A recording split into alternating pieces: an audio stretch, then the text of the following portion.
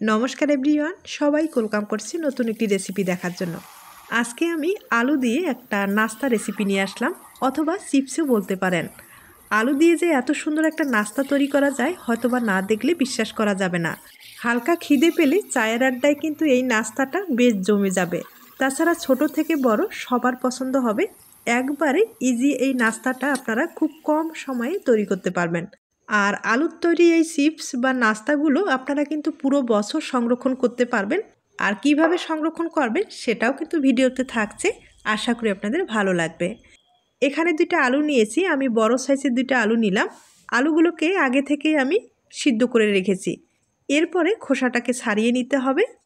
আর আলুর তৈরি নাস্তা অথবা চিপসগুলো খেতে কিন্তু ভীষণ ভালো হয়।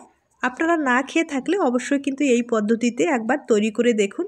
আপনারা নিজেরাই অবাক হয়ে যাবেন যে আলুর তৈরি চিপসগুলো বা নাস্তাগুলো খেতে এতটা ভালো হয়।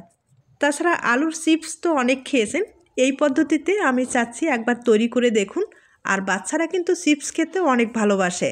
আপনারা বাজার থেকে না কিনে নিজেরাই কিন্তু ঘরেই তৈরি করতে পারেন। আর এগুলো একবার বেশি করে তৈরি করে আপনারা কিন্তু পুরো বছর সংরক্ষণ করে খেতে পারেন। আর বাচ্চারা যখন বায়না করবে কিছুটা বের করে ভেজে দিলেই কিন্তু ওরা অনেক খুশি হবে। আমি আলুর খোসাটাকে ছাড়িয়ে নিলাম। আর আলুগুলোকে এখন ব্লেন্ডারে কিন্তু ভালোভাবে একটা পেস্ট তৈরি করে নিতে হবে। এর আগে কিছু উপকরণ দিয়ে দিব। কিছুটা রসুন দিয়ে দিলাম, আর এখানে 2টা মরিচ ব্যবহার করব। তবে ঝালটা কিন্তু আপনারা নিজেদের পছন্দ মতো ব্যবহার করতে পারেন। আর সামান্য পরিমাণে একটু আদা দিয়ে দিলাম। এরপরে কিছুটা ধনিয়ার পাতা দিয়ে দিব। তাহলে কিন্তু চিপস অথবা নাস্তাগুলো খেতে খুব ভালো লাগবে। এখন সামান্য পরিমাণে একটু জল ব্যবহার করব।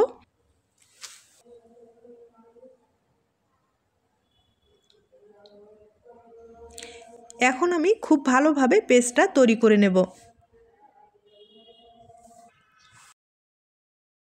পেস্টটা আমি খুব ভালোভাবে তৈরি করে নিলাম, একবার আপনাদের দেখিয়ে দিচ্ছি। দেখতেই পাচ্ছেন আমি কিন্তু খুব ভালোভাবে পেস্টটা তৈরি করে নিলাম।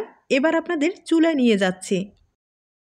এবার কড়াইয়ে 1 চামচের মতো তেল ব্যবহার করলাম। তেলটা ভালোভাবে গরম করে নিতে হবে। এরপরে হাফ চামচ এখানে কালো জিরাটা ব্যবহার করলাম। আর কালো জিরাটা কিন্তু ফোড়ন হিসাবে ব্যবহার করলাম। খুব ভালোভাবে গরম করে নিতে হবে। যখন কালো জিরাটার ভালো একটা ফ্লেভার আসবে, এরপরে আলুর যে পেস্টটা আমি তৈরি করলাম সেটা কিন্তু দিয়ে দিব। আর এভাবে তৈরি করলে নাস্তাটা কিন্তু খেতে দুর্দান্ত লাগবে। এবার সামান্য পরিমাণে কিন্তু জল অ্যাড করে দিতে হবে। অনেকটাই যেহেতু ঘন আছে, তাই জল একটু অ্যাড করে দেব আর একটু হালকা পাতলা করে নেব। আমি খুব ভালোভাবে নেড়ে চেড়ে নিচ্ছি। এরপরেও কিন্তু একটু ঘন মনে হচ্ছে, আবারও সামান্য পরিমাণে একটু জল ব্যবহার করব।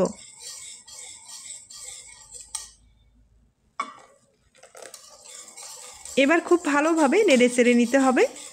আর আলুর পেস্টটা যখন তৈরি করবেন ভিতরে যেন দানা না থাকে সেই দিকে কিন্তু লক্ষ্য রাখতে হবে। দানা থাকলে আলুর পেস্টটা ছেঁকে দিতে পারেন। এখন এখানে স্বাদ মতো লবণ দিয়ে দিব, আর সামান্য পরিমাণে একটু হলুদ ব্যবহার করব। এবার সব কিছু ভালোভাবে একটু মিশিয়ে নিতে হবে। এখন এই মিশ্রণটাকে ভালোভাবে কিন্তু বলক নিয়ে আসতে হবে। আলুর পেস্টটা যখন পরিপূর্ণভাবে বলক আসবে এ পর্যায়ে এখানে চালের গুঁড়ো ব্যবহার করব। আর চালের গুঁড়ো যেটুকু লাগবে সেটুকু কিন্তু ব্যবহার করব। প্রায় এখানে 150 গ্রামের মতো ব্যবহার করলাম। আর এটা শুকনো চালের গুঁড়ো, আতপ চালের গুঁড়ো, আপনারা কিন্তু যে কোনো চালের গুঁড়ো ব্যবহার করতে পারেন। এরপরে 1 চামচের মতো গোলমরিচের গুঁড়ো ব্যবহার করলাম। আর এই গোলমরিচের গুঁড়ো দিলে নাস্তার ফ্লেভারটা কিন্তু আরও বেশি বেড়ে যাবে। এখন আমি নেড়ে চেড়ে একটা ডো তৈরি করে নেব। আর চুলার আঁচটায় এ পর্যায়ে কিন্তু কম করে দিতে হবে। আর হ্যাঁ, আপনাদের যদি হাতের কাছে চালের গুঁড়োটা না থাকে সেক্ষেত্রে কিন্তু আটা ময়দা ব্যবহার করতে পারেন। আর এই চিপসগুলো যদি আপনারা সংরক্ষণ করতে চান সেক্ষেত্রে কিন্তু চালের গুঁড়ো ব্যবহার করতে হবে।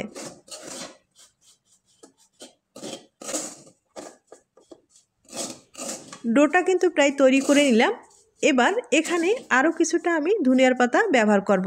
তাহলে এই নাস্তার ফ্লেভারটা কিন্তু খুব ভালো আসবে। তবে এই ধনিয়ার পাতাটা কিন্তু আগে দেবেন না, যখন ডোটা প্রায় হয়ে যাবে এ পর্যায়ে ধনিয়ার পাতাটা অ্যাড করে দেবেন, দেখবেন ফ্লেভারটা খুব ভালো আসবে।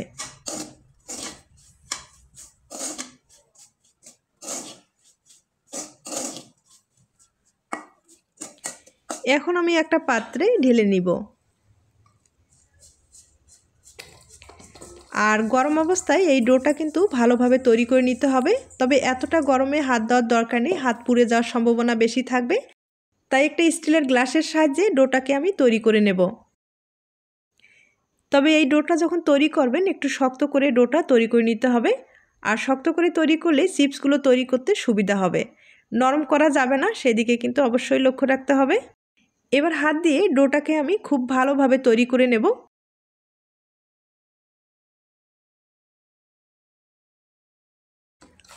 ডোটা আমি খুব ভালোভাবে তৈরি করে নিলাম। তবে এখনও যে ভালোভাবে মথে নাও সেটা হয়নি, দেখতে পারছেন। এভাবে কিন্তু নাস্তাটা তৈরি করা যাবে না, ফেটে যাবে। তাই কিছুটা ডো আমি আলাদা করে নিলাম। এখন আবারও একটু মথে নিব। এরপরে নাস্তার ডিজাইনটা তৈরি করে আপনাদের দেখিয়ে দিচ্ছি। যত ভালোভাবে মথে নেবেন নাস্তাগুলো কিন্তু ততটাই ভালো হবে। তাছাড়া সংরক্ষণ যেহেতু করতে হবে, অবশ্যই ডোটা ভালোভাবে তৈরি করে নিতে হবে।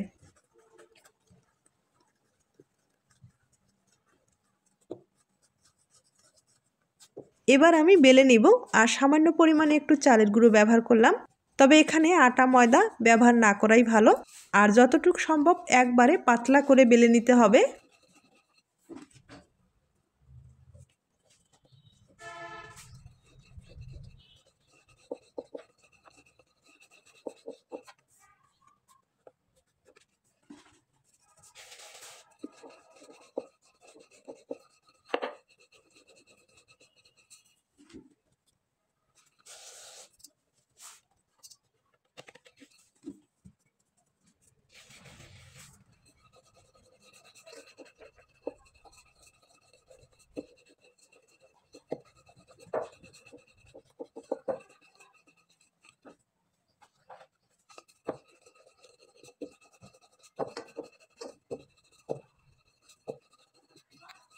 আমি একবারে পাতলা করে বেলে নিলাম, হয়তোবা দেখে বুঝতে পেরেছেন। এখন কিন্তু সাইজ করে কেটে নিতে হবে। আর সাইডের যে বাড়তি অংশগুলো আছে সেগুলো কিন্তু কেটে বাদ দিয়ে দিতে হবে। আর এগুলো পরে আবার বেলে নেওয়া যাবে।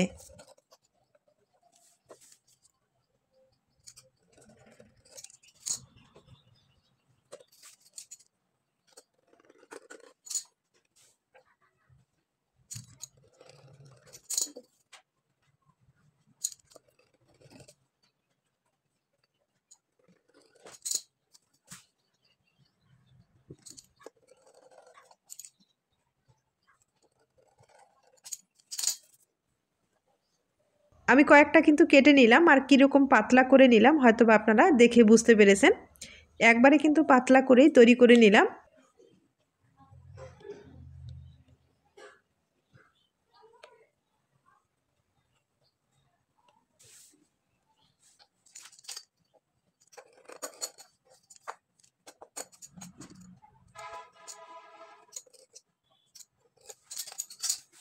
আমি কয়েকটা তৈরি করে আপনাদের দেখিয়ে দিলাম।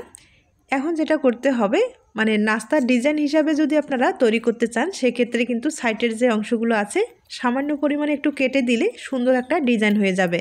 আর আমি এভাবেই ডিজাইনটা তৈরি করে আপনাদের দেখিয়ে দিচ্ছি। তবে আপনারা চাইলে প্লেন নাস্তাটা রেখে দিতে পারেন।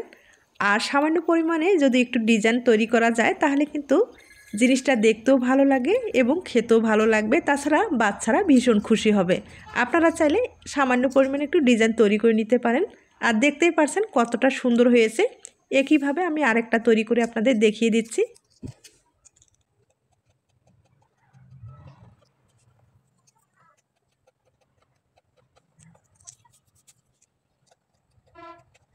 আমি কিন্তু অনেকগুলো নাস্তা তৈরি করে নিলাম, একবার আপনাদের দেখিয়ে দিচ্ছি। আর এখন কিভাবে নাস্তাগুলো সংরক্ষণ করবেন সেই পদ্ধতিটা আপনাদের দেখিয়ে দিচ্ছি। এই নাস্তাগুলো সর্বপ্রথম পাতলা করে বেলে নিতে হবে। বেলে নেওয়ার পরে এভাবে কিন্তু কড়াইয়ে হালকা করে সেঁকে নিতে হবে। আর সেঁকে নিতে না চাইলে সেক্ষেত্রে কিন্তু অবশ্যই ভাপিয়ে নিতে হবে।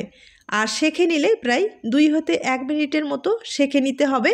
আর ভাপিয়ে নিলে প্রায় 5 মিনিটের মতো ভাপিয়ে নিতে হবে। এরপরে রোদ্রে শুকাতে হবে। আর রোদ্রে শুকালেই আপনারা কিন্তু পুরো বছর সংরক্ষণ করতে পারবেন, কোনো রকম সমস্যা হবে না। তবে হ্যাঁ, মাঝে মাঝে কিন্তু রোদ্রে শুকাতে হবে। আর যে কোনো জিনিস যদি আপনারা রোদ্রে শুকান সেই জিনিসটা কিন্তু পুরো বছর ভালো থাকে। আপনাদের এই প্রসেসটা যদি ভালো লেগে থাকে অবশ্যই সংরক্ষণ করতে পারেন। আমি আপনাদের কয়েকটা নাস্তা এভাবে শেখে দেখিয়ে দিলাম। আর এখন যেটা করতে হবে, বাকি যে নাস্তাগুলো আছে সেগুলো কিন্তু আপনাদের তেলে ভেজে দেখিয়ে দিচ্ছি। আর এগুলো কিন্তু তেলে দেওয়ার সাথেই ফুলে ভেসে উঠে, আপনারা হয়তোবা দেখে বুঝতে পেরেছেন। তবে এখানে একটা কথা বলি, আলু যেহেতু দেওয়া রয়েছে তাই এই নাস্তার কালারটা কিন্তু একটু লালচে হয়ে যাবে। এর জন্য যেটা করতে হবে, চুলার আঁচটা কিন্তু হালকা করে দিতে হবে। হালকা করে দেওয়ার পরে এইগুলো ভেজে নিতে হবে, তাহলে নাস্তার কালারটাও ঠিক থাকবে এবং মুসমুসে যে ভাজানো সেটাও হবে।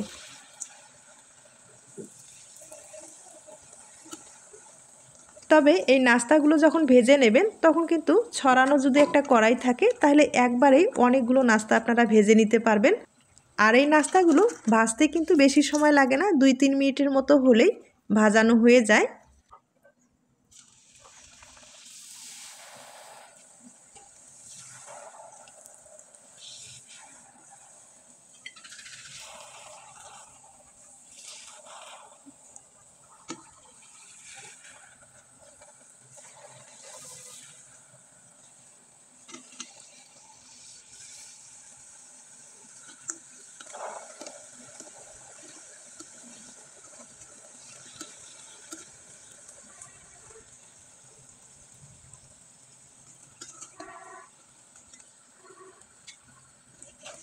আপনাদের আমি কিছুটা নাস্তা ভেজে দেখিয়ে দিলাম।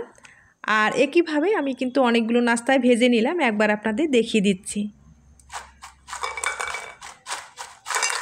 আর ভেজে নেওয়ার পরে দেখতেই পাচ্ছেন নাস্তাগুলো কতটা মুসমুসে হয়েছে এবং কতটা দেখতে লোভনীয় হয়েছে। এবার আমি কয়েকটা আপনাদের ভেঙে দেখিয়ে দিচ্ছি।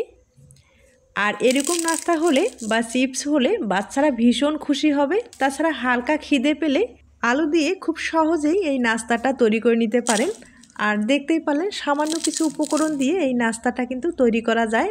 তাছাড়া আলুর নাস্তা খেতে কিন্তু ভীষণ মজা, অবশ্যই বাড়িতে ট্রাই করে দেখবেন। তাহলে আজ এ পর্যন্ত, নতুন কোনো রেসিপির সাথে আবার দেখা হবে। সবাই ভালো থাকবেন, সুস্থ থাকবেন এবং নিরাপদে থাকবেন। নমস্কার।